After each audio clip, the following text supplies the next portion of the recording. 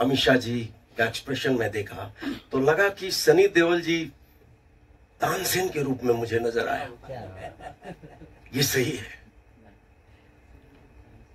और आज एक म्यूजिक डायरेक्टर ने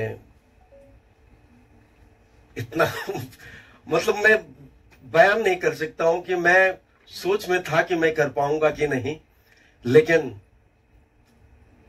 कम आउट सो वेल और लोगों ने too good always, you are too good always. Thank you sir. एक लास्ट क्वेश्चन है मिथुन जी से। Sir ji, alright, the last question please. वक्त के साथ हर चीज थोड़ा थोड़ा बदलती है, हमें थोड़ी थोड़ी नई साउंड चाहिए थी। ऐसा नहीं कि उत्तम जी सक्षम नहीं थे वो नई साउंड देने के लिए, पर मुझे ऐसा लगा कि प्रोजेक्ट के लिए और अपने लिए और इस फिल्म के लिए मिथुन जी मुझे ज़्यादा एप्ट लगे। मुझे लगा कि जिस तरह की साउंड मैं सोचता हूँ वो मिथुन जी ज़्यादा बेटर देंगे। इसका मतलब ये नहीं कि उत्तम जी नहीं दे सकते थे, और ये एज ए डायरेक्टर मेरा परसेप्शन। बख्शी साहब को मैं कहाँ से ले आऊँ? बख्शी साहब के वर्ड्स तो मैंने शर्मा जी सॉन्ग लॉन्च पे स्टारकास्ट भी आती है, खाली आप स्टारकास्ट पे सॉन्ग लॉन्च पे स्टारकास्ट क्यों नहीं पहुंची? मोहम्मद रफी क्या बोल रहे हैं आप? मैं मिथुन जी से पूछ हाँ पूछिए। क्योंकि ये पेट्रियोटिक फिल्म है, did you inspired from the old patriotic songs of Indian film industry? How you made this new song? देखिए, एज एक संगीतकार होने के नाते मेरे फादर हमेशा मुझे कहा करते थे कि इतिहास को नहीं जानोगे तो भविष्य कभी बना नहीं पाओगे।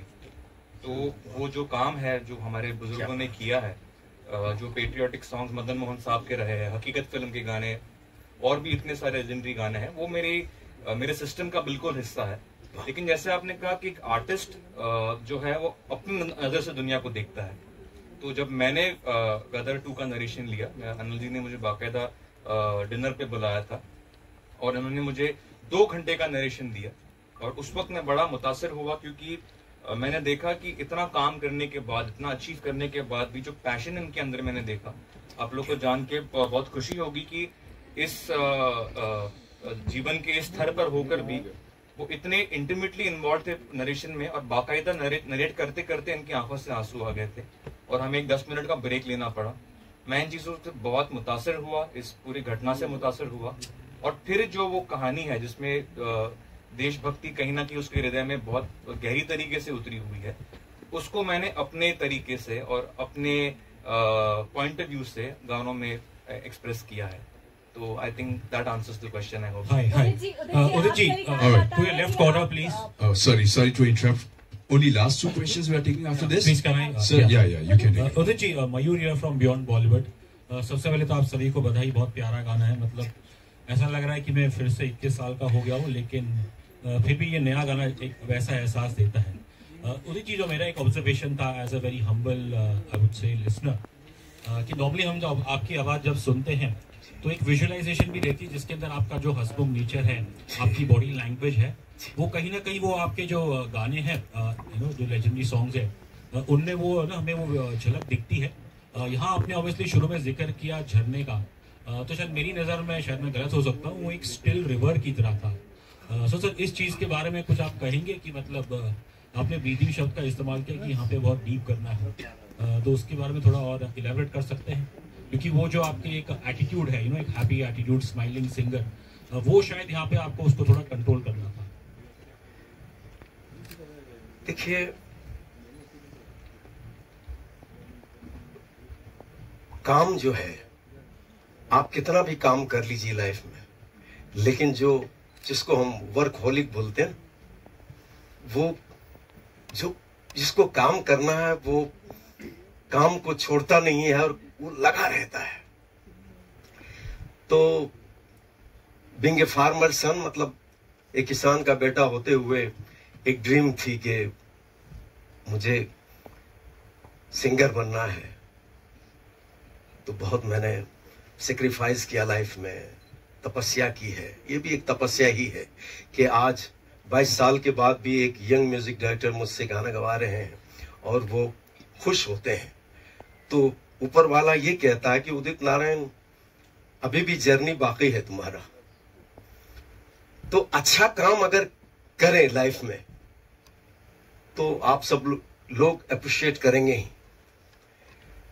तो म्यूजिक एक ऐसी चीज है, ये तो एक अथाह सागर है। बड़े बड़े गुणीजन बोलते हैं कि एक जन्म क्या 7 जन्म भी कम है म्यूजिक संगीत के लिए। ये सही।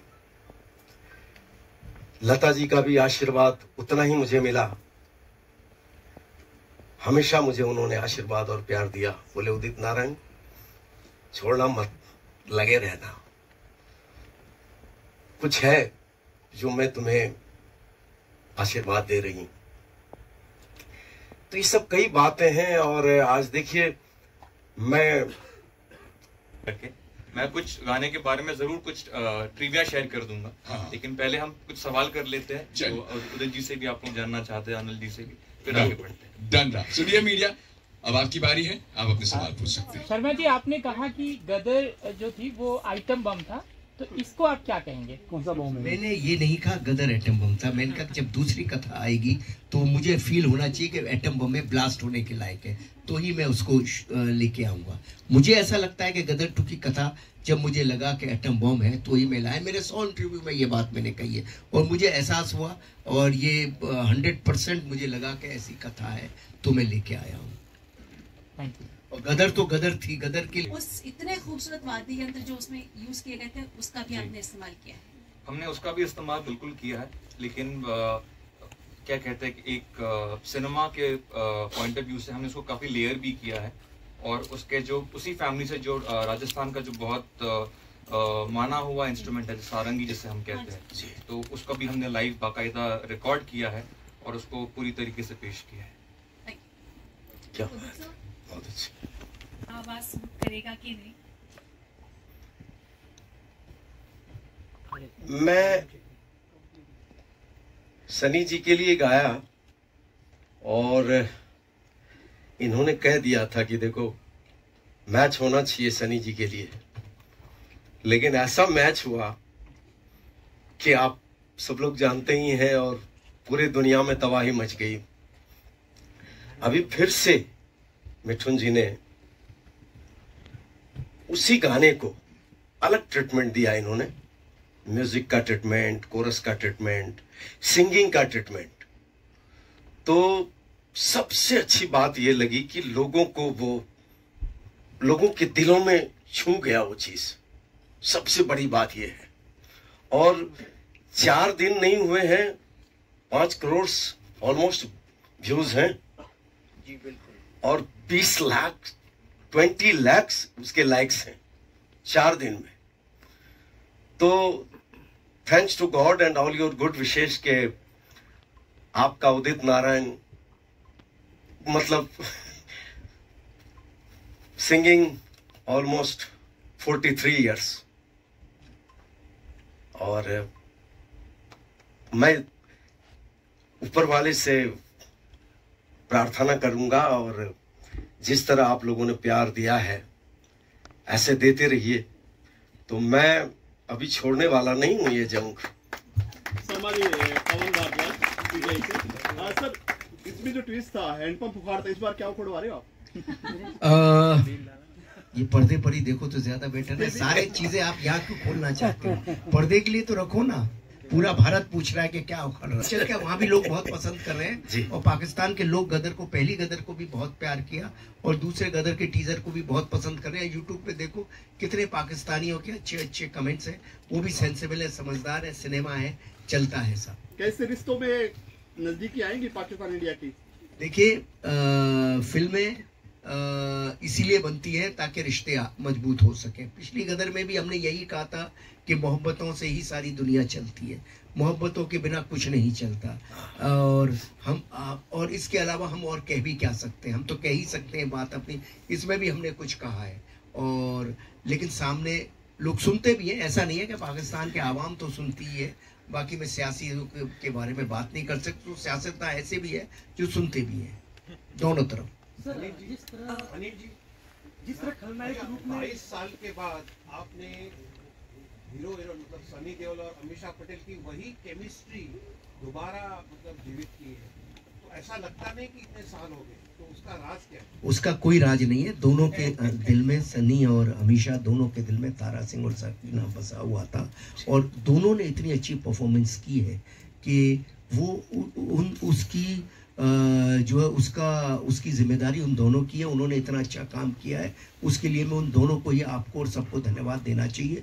उन दोनों का ही गुण है कि वो उस कैरेक्टर को फिर से उसी तरह से निभा पाए हैं। So I am thankful to them and they have done the magic, not me. तो आई रिक्वेस्ट हिम के आप आज के जनरेशन के टॉप म्यूजिक डायरेक्टर हैं और मैं इनका फैन हूं आशिकी 2 से ही। तो मैं हमेशा सोचता था कि आशिकी 2 और जितने भी इनके फिल्म आए तो मेरा एक भी गाना नहीं है। तो होता है आदमी जो थर्स्टी होता है कि भाई मुझे काम करना है, मुझे गाना है, तो कभी उसका भूख मरता नहीं है। तो मैंने मिठुन जी से कहा कि मिठुन जी खुशी जितनी है मुझे, लेकिन आज के जनरेशन के आप म्यूजिक डायरेक्टर हैं तो मैं गा पाऊंगा आपका गाना। तो इन्होंने बहुत कंफर्ट किया मुझे, बोले क्यों नहीं, बोले कि मैं आपका इतने सालों से आपका गाना सुनता आ रहा हूं, मैं भी फैन हूं आपका, लेकिन ये गाना जो है 22 साल पहले आपने गदर में गाया था, 22 साल के बाद हर चीज में चेंजेस आ गए हैं। आपकी उम्र भी बढ़ गई, हमारे हीरो साहब सनी पाजी भी 22 साल पहले अलग एज में होंगे, तो आप वो भी ध्यान में रखना है। और मुझे आज का सिंगिंग चाहिए, तो इन्होंने गा के सुनाया। अब एक्चुअली ये गाना जो है ये पंजाबी फोक है। उड़ जा काले कावा तेरे मुंह विच खंड पावा, तो एकदम उस वक्त जो हमने गाए थे, बख्शी जी भी थे, बख्शी जी भी बहुत प्यार करते थे मुझे, बोलते स्माइलिंग सिंगर आ गया, तो क्या प्यार करते थे। तो उत्तम जी ने कहा कि ये गाना है, बख्शी जी चाहते हैं कि तुम दिल से गाओ, और अनिल जी मूड में थे, बोले कि देखो तुम्हारे लिए यहाँ भी चैलेंज है कि तुम अच्छा गाओ। तो मैंने कहा कि अगर अच्छा गाऊंगा तो आप स्टाम्प पेपर लेके आया हूं, स्टाम्प पेपर लेके आया हूं, मैं साइन कर दूंगा गदर के सारे गाने आप मुझसे गवाना, तो पहले गाओ। मैंने यही गाना पहले गाया और नेक्स्ट डे जी वाले आए और स्टाम्प पेपर पे मुझे साइन करवाए। ये फैक्ट है, और मुझे क्या पता कि फिल्म हिस्ट्री हो जाएगी, ब्लॉकबस्टर हो जाएगी, और वही हुआ। तो एक और चीज कही थी, जो माल कमाओ तो उसमें से कुछ मुझे भी दे देना, आज तक नहीं दिया। सर ये सारे मीडिया सुन रहे हैं, अगर जो भी कमाया हूं और जो भी घर बार है, अगर आप बोलोगे एक हुक्म में दे दूंगा। आप तो हुक्म तो करिए। अरे नहीं, love you love you love you love you. आप लोगों की वजह से आपने मेरा गाना इतना बढ़िया गा दिया, वही मेरा सारा उपहार है। वही नहीं sir, thank you so much, credit goes to you. नहीं सर ये छोटा भाई हूँ और बहुत प्यार देते हैं। तो मिठुन जी ने मुझसे कहा कि देखिए आपको मेरे स्टाइल में गाना पड़ेगा। उड़ जा काले कावा तेरे मुंह विच खंड पावा, तो मैं सोच में पड़ा, इतना सांस मेरे में, इतनी ब्रीथिंग होगी अंदर में, इतना ताकत होगा क्या मेरे को। अब मैंने ऊपर वाले को याद किया, क्योंकि कोई भी काम करने से पहले अलमाइटी को तो याद करना पड़ता है। तो मैंने ऊपर वाले से कहा, इनको बताया नहीं मैंने, बाद में बताया मैंने कहा कि मैं definite I will try my level best. मैं ऊपर वाले को याद किया और 1.5-2 घंटे में गाने हो गया। और ये इन्होंने क्या आंसर दिया होगा मुझे, मैंने कहा कि कोई गलती हो गई होगी, फिर से गवा लीजिएगा। बोले झरने की तरह तुमने गाया है। हाँ ये कॉम्प्लीमेंट, ये हमेशा मैं, हाँ। तो मैं बोला क्या बात है। और उसका सबसे अच्छा परिणाम ये देखने को मिल रहा है कि जिस दिन से ये गाना रिलीज हुआ है, उस फर्स्ट आवर से लेकर आज 6th डे पर, this is the number 1 trending songs on YouTube and across all streaming platform। तो आई थिंक जोरदार तालियां तो इसके लिए बनता है। इस पे रील्स हैं, शॉर्ट्स हैं, इंस्टाग्राम पे चले जाइए, यूट्यूब पे चले जाइए, हर कोई इस गाने का इस्तेमाल कर रहा है। नाउ यहाँ पर मिथुन, आई थिंक ये सवाल आपसे बनता है, उत्तम सिंह साहब का ये कॉम्पोजिशन जब ओरिजिनल था, आपने इसे आज रिक्रिएट किया है and it is again trending and it's on the chart everywhere. How challenging it was for you, एक ऑलरेडी कल्ट सॉन्ग, एक ऑलरेडी कल्ट फिल्म का गाना, एक ऑलरेडी लेजेंडरी सिंगर होता है जिसको बोलते हैं कि फिर से पैदाइश, जो इतनी खूबसूरत चीज हो, राइट, गाना जो है वो उसके पेशकश से नहीं होता, जो रूह होती है उसके तर्ज में होती है, उसकी पोइट्री में होती है। तो जो चीज उत्तम सिंह जी और श्री आनंद बख्शी साहब ऑलरेडी क्रिएट कर चुके हो, मैं उसको रिक्रिएट करने वाला कोई होता नहीं हूँ। तो मैं उससे बिल्कुल उस वर्ड से मैं थोड़ा दूर भागता हूँ। मैंने उसको रिप्रेजेंट किया है, हम अरेंजमेंट कहते हैं जिस तरीके से। तो सच बोलियो तो मेरे लिए बहुत आसान काम था, क्योंकि कोई चीज इतनी सुंदर हो तो you can't go wrong with it. मुझे सिर्फ केयरफुल रहना था कि मैं उसको खराब ना कर दूं। दैट वाज माय प्रायोरिटी, क्योंकि ये गाना अपने आप में एक प्रार्थना समान है मुझे लगता है भारत देश के लिए। लोग इस गीत से, इस तरह से, छोटी छोटी बातों से बहुत प्रेम रखते हैं। और आई थिंक सबसे बड़ी बात मेरे लिए ये था कि मैं इसलिए टेंस नहीं था क्योंकि मेरा इंटेंशन ये था नहीं कि मैं अपने आप को दिखाऊं कि मैंने क्या कंट्रीब्यूट किया है। मेरा इंटेंशन था कि इसकी जो धुन है, इसकी जो तर्ज है और इसकी जो आवाज है, ये शाइन करनी चाहिए। तो बहुत आसानी से मुझे अनिल जी ने बहुत स्पेस दिया, बहुत फ्रीडम दिया कि आप अपने मुताबिक कीजिए, अपने वक्त से कीजिए, बहुत वक्त भी दिया। और आई थिंक उसी का परिणाम है जो आज इतना लोग उसको आदर भी दे रहे हैं और पसंद भी कर रहे हैं। क्या बात है, क्या बात है। लेकिन ये जो सवाल अभी हम आपसे पूछने वाले, ये सवाल आप तीनों के लिए कॉमन है, लेकिन इसके लिए हम शुरुआत करेंगे सर आपसे, ठीक है। ये गाना आया, फिर से ये हिट है, हर किसी के जहन पर है। आप इसे जब पहली बार लेकर आए थे आज से 22 साल पहले, तो भी लोगों की जुबान पे था, दिमाग पे था, जहन पे था। लेकिन जब आप ये दोबारा लेकर आए तो I am sure when it is on trending, it is on number 1, तो इसके लिए आपको कॉम्प्लीमेंट जरूर मिले होंगे, बहुत सारे मिले होंगे। एक ऐसा कॉम्प्लीमेंट जो ये गाने से आपको मिला अभी इसके लिए, और वो लगता है कि यस, मेरा काम सफल हो गया। देखिए, अब तुम्हारे हवाले वतन साथियों की राजस्थान में, तो मैं अचानक जोधपुर में पहुंचा तो वहां पर कोई इस गाने को बजा रहा था, अपने उस पे सारंगी पे बजा रहा था। तो मैं हिल गया। मैंने कहा भाई साहब, बोले ये तो गदर फिल्म का गाना है। और मैंने देखा कि जगह जगह राजस्थान में उस गाने को लोग गा रहे थे सारंगी के ऊपर। तो मैंने उत्तम जी को आके बोला, मैंने कहा आपने इतिहास रच दिया, आज तक कभी नहीं हुआ। बड़े बड़े हिट गाने हुए इस बॉलीवुड में, बड़े बड़े हिट गाने हुए, लेकिन कोई गाना फोकलोर से तो यहाँ पे हिट हुए। पुराने गाने, पुराने 100 साल पुरानी ठुमरियाँ, गजल, ये सब 200 साल पुरानी आई, लेकिन ऐसा कभी नहीं हुआ कि बॉलीवुड से हम फोकलोर में जाए। तो ये कामयाबी इसकी निश्चित ही थी और मुझे कोई आश्चर्य भी नहीं हुआ। और सच बताऊं तो कोई ऐसा एक्साइटमेंट ऑफ कोर्स है, क्योंकि जब चीज चलती है तो झूठ नहीं कहूँगा एक्साइटमेंट है, लेकिन अचरज नहीं था, ये होना ही था। जगह जगह जगह जगह से ये कॉम्प्लीमेंट आ रहे थे। मैं जब एज ए स्क्रिप्ट राइटर भी जब सोचता था और इस गाने का आलाप मेरे मन में आता था और सीन के पीछे चलता था, तो मेरे खुद रोंगटे खड़े हो जाते। और गदर में जगह जगह खड़े होंगे, क्योंकि ये आलाप इसका ऐसा ही है कि जहां जहां आएगा लोगों को कनेक्ट करेगा। तो लोग कहते हैं कि यूथ को नहीं पसंद आएगा, उस वक्त भी ये था जब ये गाना बना था, उस वक्त भी पता नहीं कौन सा यूथ है, मुझे नहीं समझ आता जिसको पसंद नहीं आता। मैं भी 18 साल का था तो मुझे भी वही चीज पसंद आती थी जो गहरी होती थी। जो 22 साल का था तभी भी वही पसंद आई। मुझे आज तक नहीं समझ आया यूथ को कौन सी चीज है जो पसंद नहीं आती है, क्योंकि मैं भी तो 18 साल का था ना, कभी 22 का, 24 का, और सिनेमा प्रेमी था। मैं महीने में 30 फिल्में देखने वाला बंदा था। तो मेरे से ज्यादा सिनेमा प्रेमी तो मैं किसी को समझता ही नहीं हूँ, और मेरे से ज्यादा यूथ ओरिएंटेड बंदा कोई था ही नहीं कभी लाइफ में, मुझे ऐसा लगता है।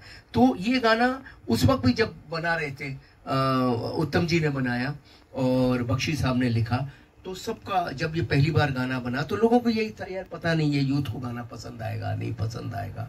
तो ये सब बेकार की बेमतलब की बातें होती हैं। जो अच्छा होता है वो अच्छा होता है। हमारे देश का क्या, संसार के देश का यूथ बहुत समझदार है, बहुत सेंसिटिव है। हर आदमी में भावनाएं हैं, हर आदमी में वो है। तो इसीलिए मुझे कोई आश्चर्य नहीं हुआ, मुझे मालूम था ये गाना हिट होगा। हाँ, कुछ चीज़ें ज़रूर मुझे जैसे लोगों ने बोली जब पिक्चराइजेशन देखने के बाद और गाना सुनने के बाद, कि सबसे बढ़िया बात लोगों ने ये बोली, जो लोग तो रिक्रिएशन शब्द ही समझते हैं, क्योंकि लोगों ने रिक्रिएशन शब्द का इस्तेमाल किया है कि मिथुन ने बहुत अच्छा रिक्रिएट किया, तो मैं मिथुन की भाषा बोलता, रिक्रिएट नहीं किया, रीअरेंज किया है। वो गाना था, उसी गाने को इन्होंने, क्योंकि जब मैं मिथुन जी से मिला था और मैंने कहा था कि गदर के गाने बनाने और ये 2 गाने रहेंगे, तो 2 सेकंड को इस सन्नाटे में आ गए। वो आज तक मैंने नहीं पूछा कि वो सन्नाटे में आए, लेकिन वो सन्नाटे में शायद इसलिए आए होंगे कि उसको मैं कैसे रीअरेंज करूं और उसकी आत्मा को कैसे रखूं। और मिथुन जी ने मुझसे एक ही चीज़ कही कि मैं उसकी आत्मा को रखना चाहता हूं, ना एक वर्डिंग चेंज करना चाहता हूं, ना धुन चेंज करना चाहता हूं, ना अपनी तरफ से कोई कुछ ताने लगाना चाहता हूं। जो है, जो गाना है सो गाना है। और हमने कहा कि भाई हम उदित जी को लेंगे, तो बोले बिल्कुल उदित जी के अलावा कोई हो ही नहीं सकता। हाँ, उत्कर्ष के लिए अगर गाना है तो वो कोई नया सिंगर गा सकता है, लेकिन सनी के लिए तो यही होंगे, इसके अलावा कुछ हो ही नहीं सकता। तो ये बात पहले दिन से क्लियर थी। और पिक्चराइजेशन के बाद बहुत सारी जगह से मुझे फ़ोन आ रहे हैं कि गाना कमाल है, ये सनी अच्छा है, अमीशा अच्छी है, तारा सकीना की जोड़ी क्या लग रही है, क्या गाना है, क्या गाया है इन्होंने, और ये कहाँ थे इतने सालों से, लोग पूछ रहे हैं इनके बारे में। और मिथुन ने कमाल कर दिया। और एक और बात आ रही है कि यार अब हमने तो क्या किया, बक्सों से अपने शादी के जोड़े निकालने मेरी बीवी ने शुरू कर दी है, और मेरी कपड़े मेरे पुराने कपड़े निकालने शुरू कर दिए और देखना शुरू कर दिया है जरा उनको कि यार आपने ऐसी चीजें याद दिला दी हमें। ये भी मेरे पास आए, अमेरिका से मेरे पास किसी का मैसेज आया, बोले यार वो हमारे शादी के कपड़े यहाँ थे नहीं, अब हम पंजाब में फोन किए कि वहाँ घर में बक्से में मिल जाए, तो हम मंगवा रहे हैं। क्या बात। तो सर जैसा भी आपने बातों में ये बात कही कि मैं जब मिथुन के पास पहुंचा तो मैंने बोला कि ये 2 गाने तो होने वाले हैं, ये दोनों तो चाहिए। क्या दूसरा गाना मैं निकला गड्डी लेके है? हाँ है ना, उसके बिना क्या बात है। मैं तो इनको बोलता हूँ इस गाने से 2 लोग पागल हैं, दूसरा आएगा इनकी आवाज में तो क्या होगा। क्या होगा। हमें तो बेसब्री से इंतजार है फिलहाल उस गाने का। लेकिन अब क्योंकि अभी हमने इस गाने की बात करी है, आपका और उदित सर का तो ऑलरेडी सनी पाजी के साथ, अमीशा जी के साथ ऑलरेडी एक बार काम हो चुका है इस फिल्म को लेकर, बट सेकेंड टाइम, क्योंकि ये सवाल शायद एक ऐसा था आनंद जी, मुझे लगता है कि आपसे सबसे ज्यादा लोगों ने पूछा था कि गदर 2 कब लेकर आ रहे हो, लेकिन इसके लिए इतना 22 साल का इंतजार, आपने खुद को कैसे रोका? देखो मैं हमेशा से गदर 2 चाहता था, हमेशा से, और पार्ट 2 के चल भी शुरू हो गए थे, तो डिस्ट्रीब्यूटर्स मुझे बोलते थे, इवन जी वाले भी बोलते थे, सनी सर से भी कभी बात होती थी, इस पर कभी सोचते हैं। और सनी सर क्या है, बहुत उतना ज़्यादा कॉमर्शियली, उतना ज़्यादा माइंड वो उस तरह से सोचते नहीं। सनी सर बहुत विनम्र हैं और लेकिन फिर भी कभी कभी जुबी ज़ुबान से बोलते थे, कोई कहानी आई? मैंने कहा नहीं सर, आई नहीं है कोई। मैं भी बोलता था बनानी है, ओ शर्मा जी देख लेना सही हो, मैं बोलता था तो बोलते थे देख लेना सही हो, वो बोलते थे तो मैंने कहा आई। ये हमारा किस्सा मेरे को कम से कम 100 कहानियां लोगों ने सुनाई, गदर 2 की कितने राइटरों ने सुनाई, मैंने खुद 10-20 कहानियां सोची। शक्तिमान जी को हमेशा बोलता था कि भाई गदर 2 की कोई कहानी लाओ, गदर 2 की कोई कहानी लाओ, आई नहीं रही थी। और मैं गदर 2 को के ब्रांड को यूज नहीं करना चाहता था। मैंने कहा जब मेरे पास बॉम्ब आएगा तभी फोड़ूंगा, उससे पहले नहीं फोड़ूंगा, क्योंकि एटम बॉम्ब भी नहीं, एटम बॉम्ब होना चाहिए। गदर 2 एटम बॉम्ब था, भारत की सबसे बड़ी हिट फिल्म है। उस वक्त लोग अपनी फिगरें बोलते रहते हैं, कोई बोलता 10 करोड़, कोई बोलता 15 करोड़, कोई बोलता 17 करोड़। मेरे पास तो हिसाब ही नहीं है कितने लोगों का फुटबॉल था। मुझे इतना मालूम है कि 8-8 शोज होते थे एक दिन में, रात में हिलता ही नहीं है जब तक उसको ना आ जाए। कितने सालों से बोल रहा था, वो बोलता ही नहीं था, चुप रहते थे हमेशा। आए मेरे पास कि चलो, मैंने कहा यार कन्या लांगरा को जुमा ले, उसके बाद चलते। मैंने कहा एवं ये कुछ सुनाएंगे, सुना रहे, थोड़ा झटका तो लगा, शक्तिमान आज बोल रहा है, लेकिन मैंने कहा क्या होने वाली है गदर 2 की, कुछ नहीं। अंदर मुझे कमरे में ले गए, सेम रिएक्शन हुआ जो पहली रिएक्शन हुआ। उन्होंने मुझे आइडिया सुनाया, मैं कमरे में टहलने लगा, इस बार भी ऐसे ही कमरे में टहलने लगा। एंड यू वॉन्ट बिलीव, मैंने सीधा सनी सर को सुनाया, 5 मिनट वहाँ ओके हुआ, सीधा शारिक सर रुचिर को बुलाया, शारिक को सुनाया, वहाँ ओके हुआ, पुनीत गोयल साहब को, सिर्फ 5 मिनट का आइडिया पे पूरा सेटअप बन गया और पूरा एग्रीमेंट साइन हो गया। क्या वो कहानी 5 मिनट में समझ आ जाए, वो कहानी ही राइट कहानी होती है। ये तो मुझे आज तक समझ आई है। और कई बार ऐसा होता है कि हम लोग लोभ में चले जाते हैं, 3 घंटे के नरेशन में कहानी समझते हैं, तो 80% वो अब छोड़िए, जाने दीजिए, डामाडोल वाला ही मामला है। लेकिन 5 मिनट में समझ आ गई तो सोच लो बात बन गई। क्या तो 5 मिनट में कहानी समझ आ गई थी। फिर बेशक हमें 2 साल लगे लिखने में, वो अलग चीज है, क्या बात। लेकिन गदर 2 के ब्रांड को यूज नहीं करना था, उसकी आत्मा को यूज करना था, गदर 1 की आत्मा। 2 डिकेड का इंतजार, तो हम लोग को तो उम्मीद है कि एक बहुत बड़ी हमने अपनी तरफ से बेस्ट कोशिश की है और मुझे उम्मीद है कि 100% लोगों के दिलों को छुएगी ये भी। क्या बात है, वो तो ये उम्मीद हम लोग को भी है सर। एक थोड़ी सी लेकिन नाराजगी भी है कि सिर्फ अभी तक आपने 11 अगस्त को फिल्म रिलीज होने वाली एक टीजर देके छोड़ा हुआ है, ट्रेलर का इंतजार है, कुछ और देख नहीं पा रहे, ढूंढ रहे किधर से मिले, कुछ मिले। देखिए ऐसा है, अभी ट्रेलर भी आएगा, अच्छा, गाने भी आएंगे। मिथुन जी ने इतने कमाल के गाने बनाए हुए हैं, क्योंकि इनके लिए सारा हिंदुस्तान वेट कर रहा है गदर के नए गानों का, और ये इनके लिए बड़ा चैलेंज था। यस, क्योंकि गदर के नए गाने आसान नहीं थे। क्या बात, समझे ना? सईद कादरी साहब ने लिखे, इन्होंने बनाए, और मगर अपने मुंह मुया बिट्टू मनने वाली बात नहीं है, लेकिन सत्य है कि इन्होंने बहुत कमाल के गाने बनाए, पूरा भारत झूमेगा उन गानों में। और इनके ये बहुत सेंसिबल और सेंसिटिव इंसान है जिनका नाम है मिथुन बाबू।